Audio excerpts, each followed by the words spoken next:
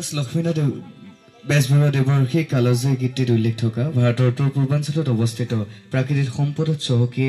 আই অসমী নানা জাতি জনগোষ্ঠীৰ বাৰেৰহণীয়া সংস্কৃতিৰ সমন্বয়স্থলী প্ৰাচীন অসমত সৃষ্টি হোৱা ব্ৰাহ্মণ ক্ষত্ৰিয় বৈশ্য ক্ষুদ্ৰ এই চাৰিজাতিৰ অন্তৰ্গত বৰ্তমান অসমত বাস কৰা মিচিং বড়ো ৰাভা তিৱা আহোম চুতীয়া কোচ কলিতা কাৰ্বি গাৰো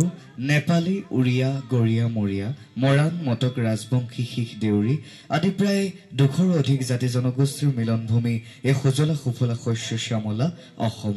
সত্য সংস্কৃতিৰ প্ৰাণকেন্দ্ৰ স্বৰূপ অসমত মহাপুৰুষ শ্ৰীমন্ত শংকৰদেৱ আৰু শ্ৰী শ্ৰী মাধৱদেৱে সৃষ্টি কৰা বৰগীতৰ সুৰে সকলোৰে মনত আধ্যাত্মিকতাৰ ভাৱ জাগ্ৰত কৰে গুৰু দুজনাৰ অমৰ সৃষ্টি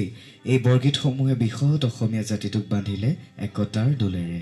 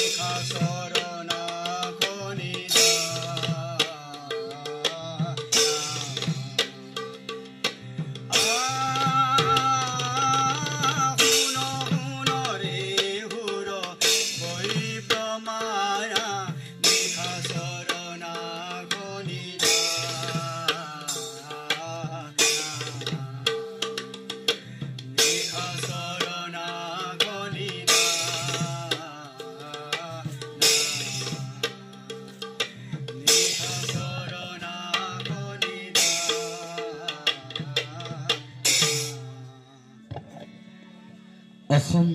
লোক সংস্কৃতিত চহকী